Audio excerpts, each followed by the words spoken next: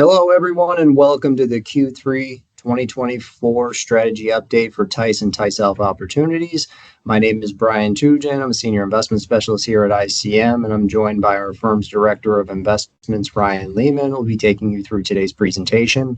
Today's presentation will be roughly about 20 to 30 minutes long. At the end of Ryan's prepared remarks, we will go through the Q&A. If you have any questions, please submit them through that tab in Teams. We'll also be answering any of the advisors submitted questions from the registration process. This video is also being recorded today and will be distributed to everybody. So be on the lookout for the email with a replay of today's call. And with that, I'm going to hand off the presentation to Ryan. Great. Thanks so much, Brian, and thanks to everybody for taking time out of your busy schedules to join us for the call today. Like Brian said, I'm Ryan Lehman. I'm the Director of Investments here at iCM, and as usual, very pleased to be your host for our quarterly update on our TICE and TAO strategies. Quick, just looking back at Q2, a bit of a mixed experience for investors. We had equity markets gaining a little bit over 4%, and then fixed income markets finishing the quarter generally flat. In terms of closed-end funds, though, investors saw pretty strong returns across just about all major asset classes as equities performed pretty well across the globe. And then on the fixed income side of the market, we saw credit-sensitive bonds outperform. Now, throughout the next 20, 30 minutes or so, we'll talk about all the implications that this had for our tactical income strategies, TICE and TAO, and in particular, how we managed our portfolios throughout the quarter.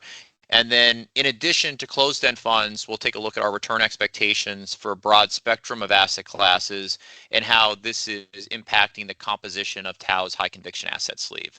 So with that said, let's go ahead and kick off our discussion of closed-end fund markets and our flagship TICE strategy. So just to start with universe-wide discounts, during the quarter, discounts narrowed by just shy of 100 basis points at a universe-wide level. This was really with all major asset classes participating. And when we think about how all this looks from a historical perspective, the universe is now trading at roughly a 6% discount to NAV, which is well outside the long-term average discount of 4.5%.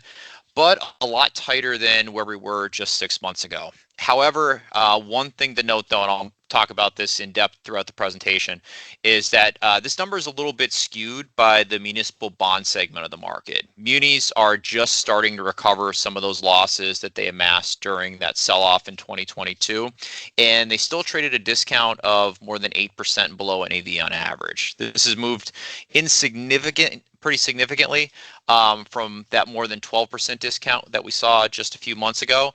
But at 8%, this still offers a really great opportunity, and statistically, it represents a more than one standard deviation event when we're looking at it versus the long-term average. Now, on this slide, we see how the discount environment changed on a quarter-over-quarter basis, which was pretty meaningful. So if you start with the chart on the right, here you're going to see that about 86% of the universe is trading at a discount to NAV. This is generally unchanged from last quarter. However, when we look at the distribution on the left, here you're going to get a little bit of a better picture of how universe dynamics changed on a quarter-over-quarter basis. And more specifically, what you're going to see is that the distribution has shifted pretty meaningfully to the right. And this is pretty much in line with what we just saw on the last slide, as it indicates that discounts generally declined during the quarter, or they tightened.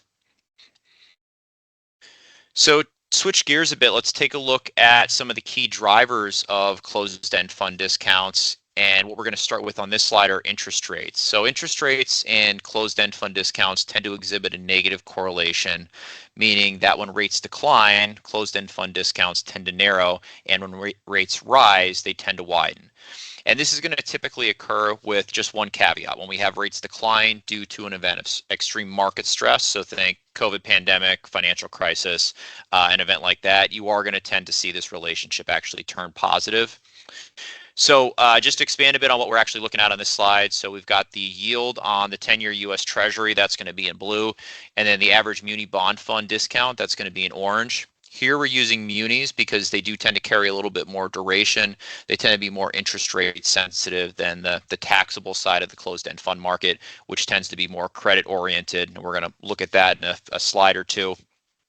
Now, looking back at Q2, we did see a little bit of an anomaly in this data. And what I mean by that is rates actually increased by about 20 basis points on the US 10-year, but muni bond discounts actually narrowed pretty meaningfully. And if I had to speculate on kind of what was going on here, I think what we saw was a bit of yield chasing, as well as investors acting opportunistically to take advantage of some of those really attractive discounts that we saw a few slides back.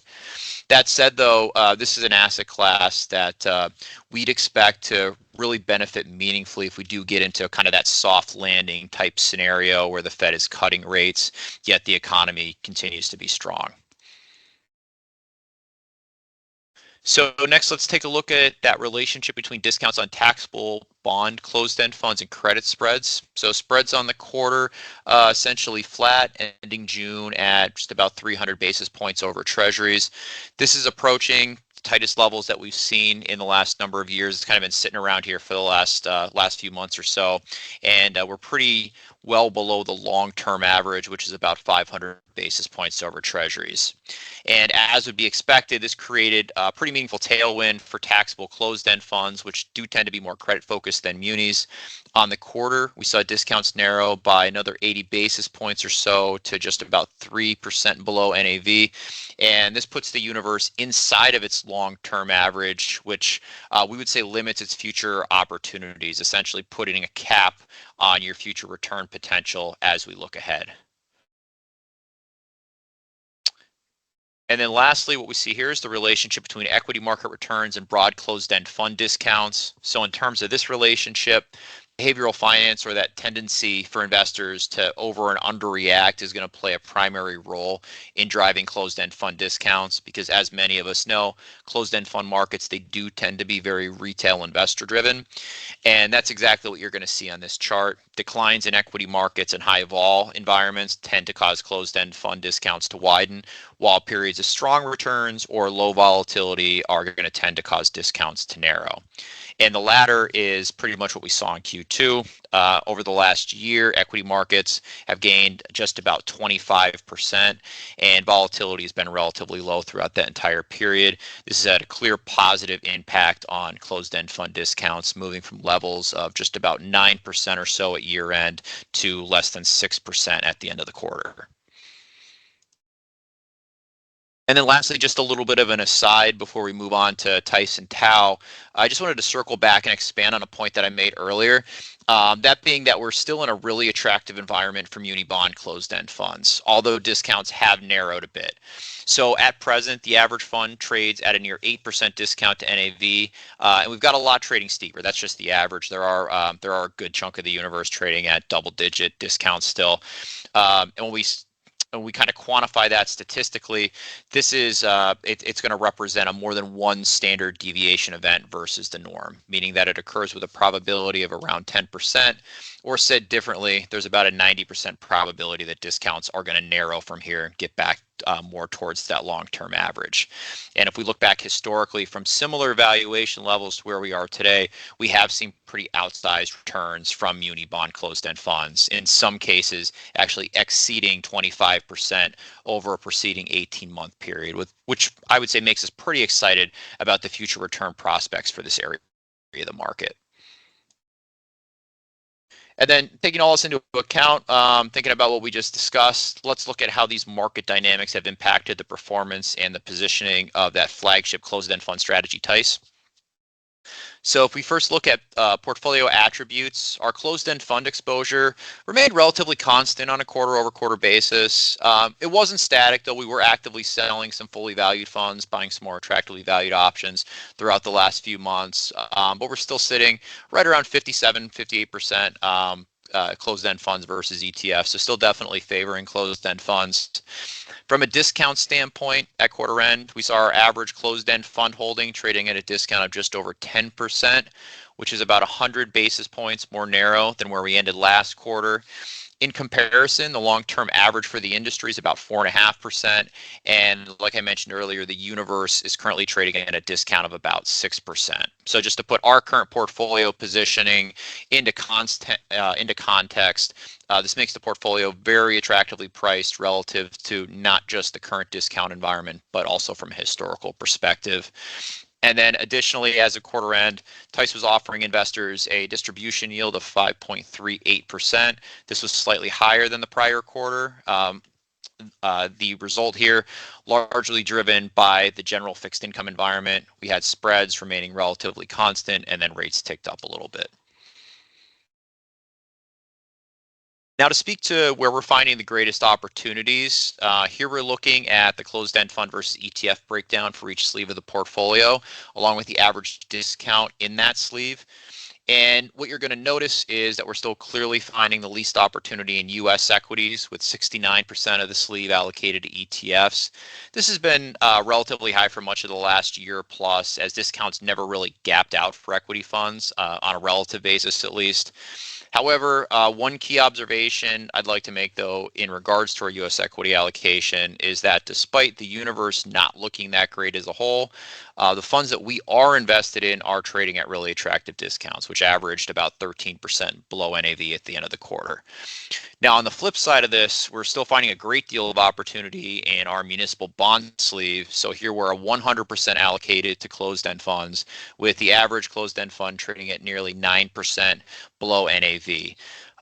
One note, on the surface, one might actually expect discounts to be a little bit wider here.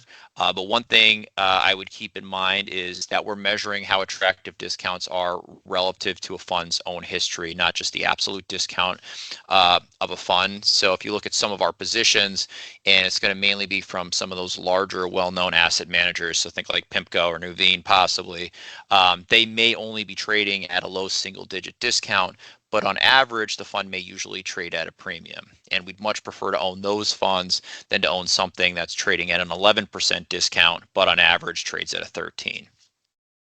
And then lastly, just to wrap up, to touch on taxable bonds, here we're split pretty evenly between closed-end funds and ETFs. But I think a key observation is our average discount. So our average holding is trading at about triple the average taxable fund right now, with more than 9% discount versus just 3%, which really shows that there are still some values out there in this space, despite that average fund trading at kind of not such attractive levels versus the long-term average. Taking a deeper dive into performance for our TICE strategy, here we decompose our composites returns into the three core building blocks of return: capital appreciation, dividend income, and closed-end fund alpha. Thus far in 2024, we've seen TICE rise meaningfully, gaining 6.82% net of fees, with its returns coming almost equally from its three key components, with a positive 249 basis points coming from yield, asset class performance adding 244 basis points, and closed-end fund discounts contributing 224 basis points as discounts narrowed over the last 6 months. This translated into strong relative returns in the short term as well as over all trailing periods. Near term, the gross composite leads its benchmark by 246 basis points on a year-to-date basis. Over the trailing 5 years, we see outperformance of 130 basis points annually, with the gross TICE composite gaining 7.06% compared to 5.76% for the blended index. And since inception, it's outperformed by 173 basis points annually, with a gross return of 7.82% versus 6.09% for the blended index. Now, from a risk standpoint, over the last 5 years, TICE has exhibited a beta to the S&P 500 of 0.72 and about 3/4 the volatility of that all-equity index. This is a tick higher than what we've seen over the last few years, but it's actually kind of a welcome increase, as it means closed-end fund discounts are closing, and as a result, we've seen very strong performance. So just to sum up, I'd say that recent results are relatively in line with what we'd expect given the state of the closed-end fund market, and we feel pretty optimistic as we look ahead, particularly in those undervalued areas of the market such as municipal bonds. So now for the remainder of the presentation, we kind of put closed-end funds behind us, and we're going to switch gears and talk about our TICE Alpha Opportunities Strategy, or TAO. And just really quickly, for those who aren't familiar, TAO is a unique set of strategies that combines our TICE closed-end fund alpha strategy with a portfolio of undervalued assets, which we refer to as high conviction tactical assets. And everything we've talked about thus far applies to the first half of the portfolio, which is basically just an asset-weighted version of our TICE portfolio. But in the next few slides, what I want to touch on is where we're finding value from an asset class standpoint for that second portion of the TAO strategies, and then how all that is translated into near-term performance. So why don't we go ahead and start off with our opportunity set for equity and fixed income markets, and then our corresponding return estimates.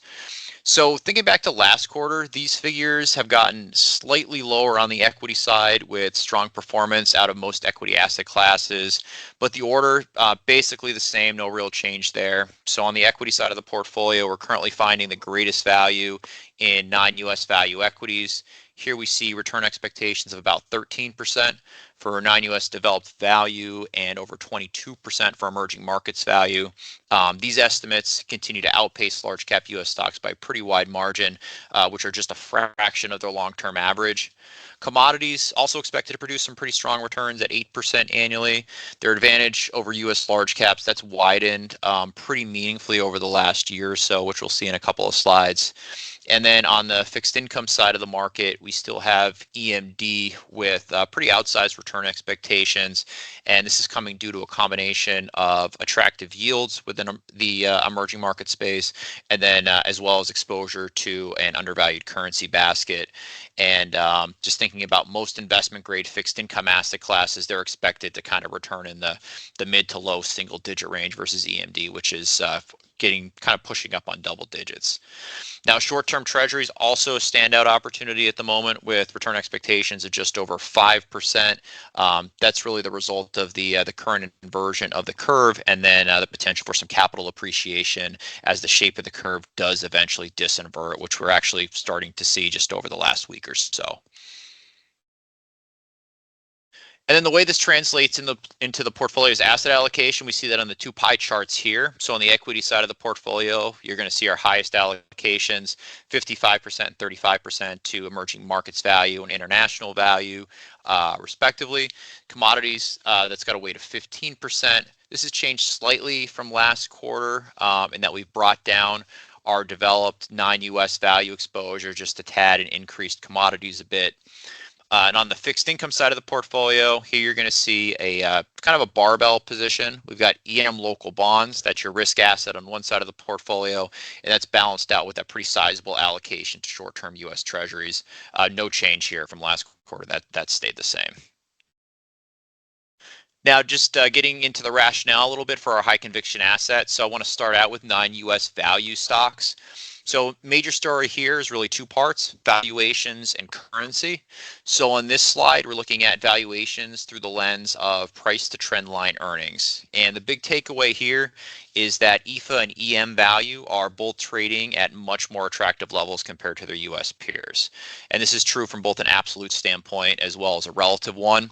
And overall, what this should do is provide a tailwind for returns as we look ahead. So just to quantify that a little bit, if we just assume simple mean reversion to the long-term average, US stocks from here would actually need to see valuations decline or detract about 4% from returns per year over the next decade.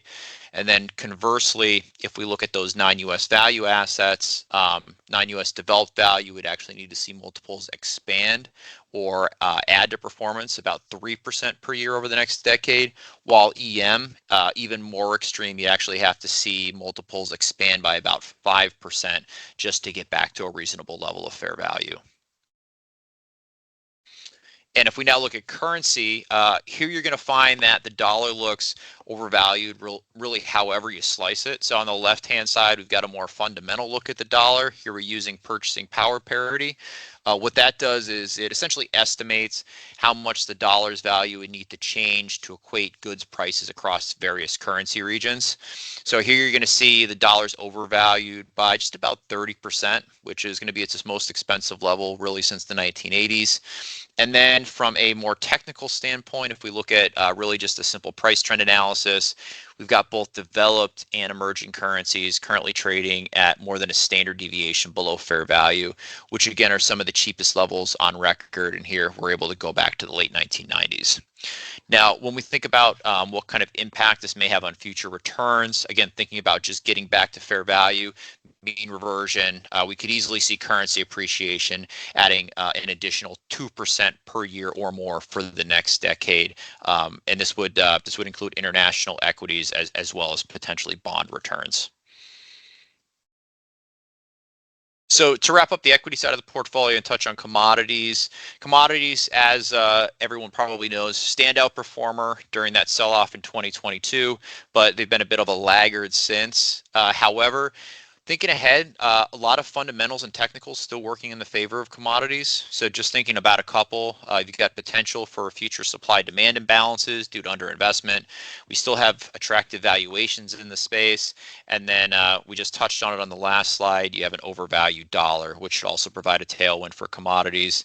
And then in addition, this is a little bit harder to quantify, but we have seen a recent uptick in geopolitical uncertainty, which usually does play in favor of commodities prices. And then on this slide, what we're actually looking at, you're going to see the historical return expectations for U.S. stocks versus commodities. We've currently got a gap between the two of more than 8% in favor of commodities, and this is going to correspond to just about the highest level since early 2022, and kind of explains why you saw that slight increase in our allocation during the last quarter.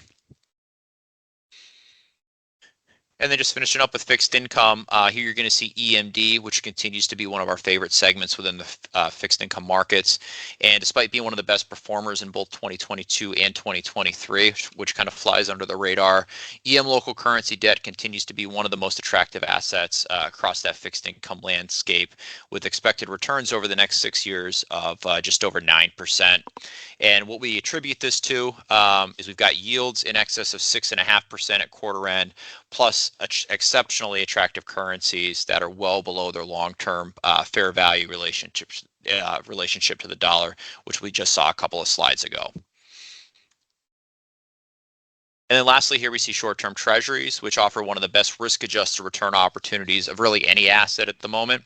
Reason being is that you're currently receiving a yield of around 5%, depending on where you're at from a maturity standpoint, and you've got very limited duration risk. So thinking more short to intermediate term, when we do see rates start to come down and the curve begins to normalize, investors have the potential to earn returns of near double digits with very limited downside risk.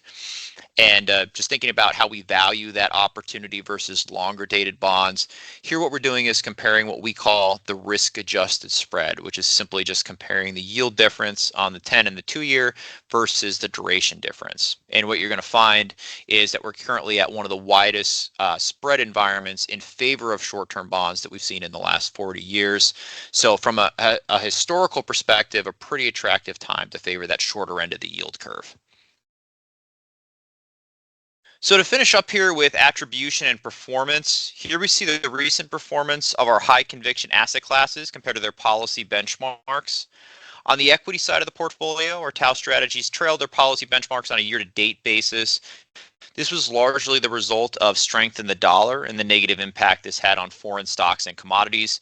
On positive note, though, manager selection was a meaningful contributor once again, with our EM value manager performing exceptionally well. Our fixed income allocation performed generally in line with its benchmark. Our EMD position underperformed, largely again due to the strength of the dollar. However, this was largely offset by our short-term treasury allocation, which is much less impacted by rising rates than the much longer duration benchmark. And like I mentioned a slide prior, it also offers a yield advantage over those longer dated bonds. And this resulted in an interesting return profile for Tau, where closed-end fund performance was very strong, but our high conviction assets trailed a bit. And this really explains the difference in relative performance across risk profiles. So we have the more conservative models outperforming their benchmarks, while the more aggressive models are just a little bit behind due to a lower allocation to those fixed income closed-end funds. Now, looking back since inception, our income ops composite has gained 5.19% annually compared to a 49 basis point gain for the blended benchmark. Performance here has been supported by our closed-end fund alpha sleeve, which added meaningfully to returns for just about every year except 2022, as well as our short treasury position and that EMD position, which have worked out really well for much of the last 2 years. And then for the Tau 80/20 composite, we see excess returns of 216 basis points annually over that same period. Unlike income ops, though, this was largely driven by our positions in commodities and non-US value assets, which provided a pretty significant level of downside protection during 2022 sell-off, as well as returns that generally kept pace then in the following year in 2023.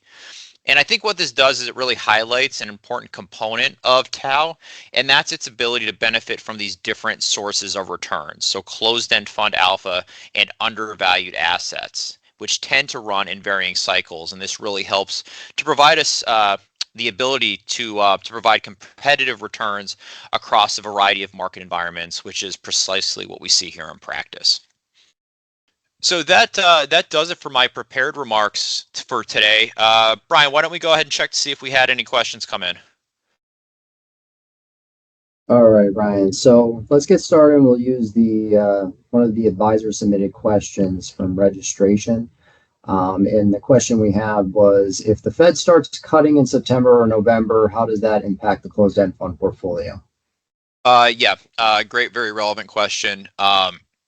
And I wish my answer could be a little bit more clear, but it kind of depends. So thinking about what the best case scenario would be, this is where the Fed navigates that so-called soft landing and rates are reduced slowly to get you to a level that's not stimulating or restricting the economy. So in this type of environment, we'd expect to see discounts narrow pretty meaningfully, especially for municipal bond closed-end funds, as bonds and equities are likely going to perform really well and discounts are likely going to narrow. Now, conversely, on the opposite side of that, if you see rates come down more quickly in an effort to fix something that's potentially broken, you're likely going to see closed-end funds struggle as equity markets would likely sell off, and the only fixed income investments that are probably going to perform well under that type of scenario are going to be treasuries, so not the credit-sensitive type of stuff that's typically owned by closed-end funds. Now, this is clearly not a positive for near-term performance, but would definitely create a great deal of opportunity as we look ahead as those discounts gap out. And if we think about our closed-end fund strategy, we need to kind of remember that it is tactical in nature. So this would give us an effort to deploy some of that quote-unquote dry powder that we currently have in ETFs today. Additionally, I'd also expect our strategy to outperform something more passive, like just a simple ETF or mutual fund that's made up of closed-end funds during that type of environment. As if we look at where we are today, we're about 60% allocated to closed-end funds based on how tight discounts are in certain areas. And then we have that other 40% just in simple passive ETFs. So kind of just to sum up that answer, it really all depends on why rates are being cut and how fast rates are declining. But I think we're positioned pretty well to perform well under either of those scenarios. Thanks, Ryan. I'm going to check the Q&A tab, and it doesn't appear that we have any questions. If anyone does have any questions after today's strategy update call, please do not hesitate to reach out to a member of our team. Either give us a call here at the office at 888-426-4689, or you can email questions to info@icm-invest.com. This is the end of today's strategy update. We appreciate everybody from taking time out of their day to join us. And again, if you have any questions, do please reach out to us, 888-426-4689. That is the end of today's call, and everybody have a great day.